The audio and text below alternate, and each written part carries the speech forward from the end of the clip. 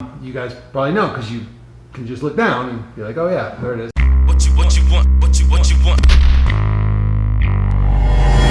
What's up YouTube, Fat Kings Phil coming at you for my week 345 update from vertical sleeve gastrectomy, which I had back in July of 2013. Details are below.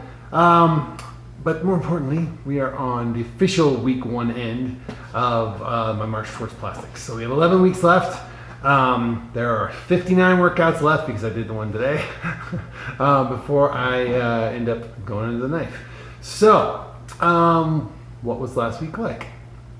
Well, I pretty much ended up eating the exact same way, trying to hit those same macros, and doing the same workout that I did on the trial run week. Obviously, my efforts with the food and exercise were a little more aggressive. I really hit, I didn't have a party night planned anywhere in there, so I hit all the days, but really struggled with getting my macros in at all on Saturday and Sunday. I wake up later in the day because I sleep in, I stay up later at night. I don't tend to eat really late like that.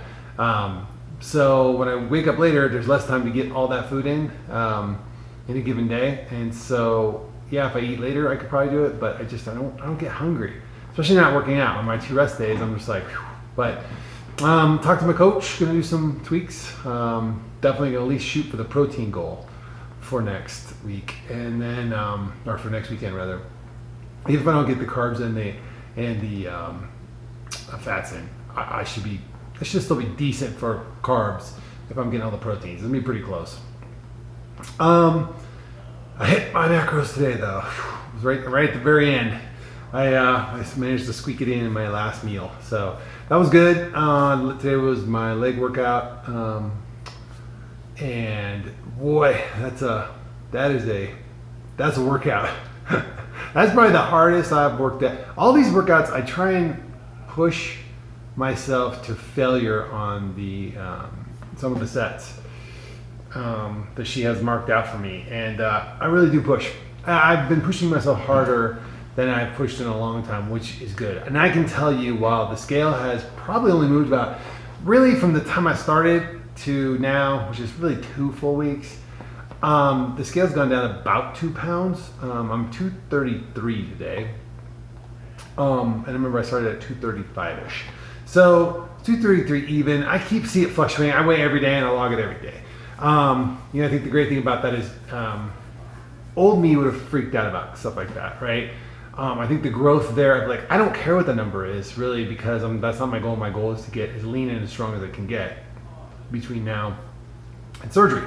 So where I am noticing it, and where it's not quantifiable, there's no number I can use for it, is I see changes in my body, already.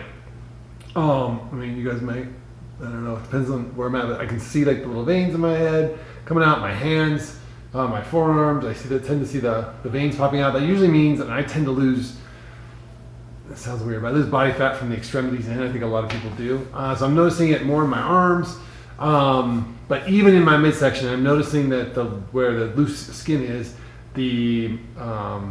it's looser, if that makes sense. When you have a little more fat on it, it flushes it back out. Those cells expand back out a little bit, so it doesn't look as loose, or I don't know how to explain it.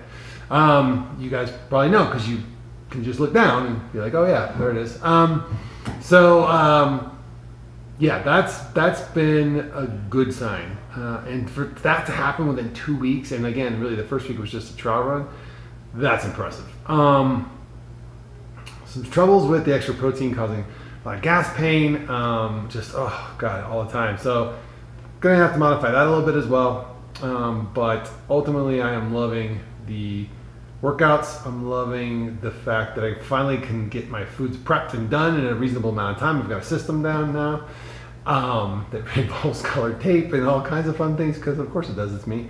And then, yeah, I found a little efficiencies, and even in the workouts now I can get all the workouts in an hour and a half with the 30 minutes of cardio. So far I've been able to get through all my lifts in an hour. I've finally got it fine-tuned down to where I can do it. And then I just have to do cardio 4 days a week. So really that means 4 1.5 hour days, 4 1.5 hour days, and 1 1 hour workout day. So it depends on what my schedule looks like for the week.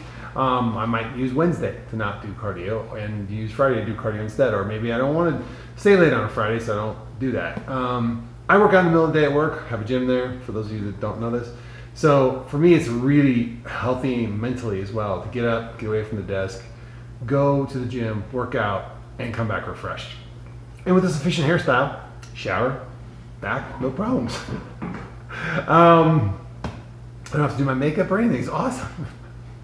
But yeah, so I feel for the ladies who have this struggle.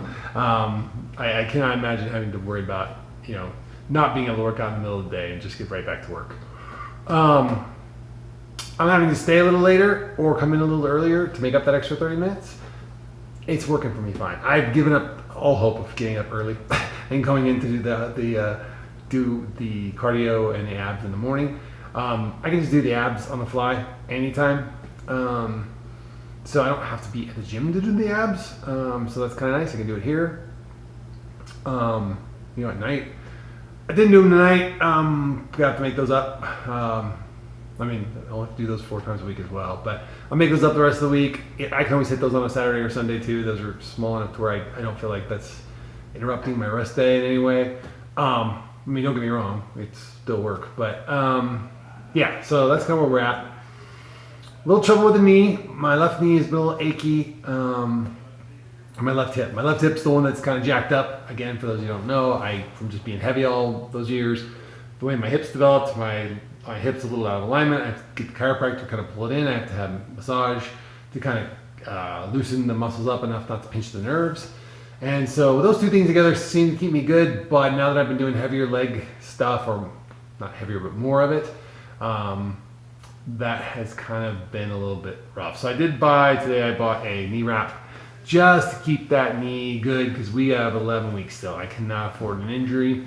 I just got to keep hitting the chiro and the massage. Chiro's tomorrow.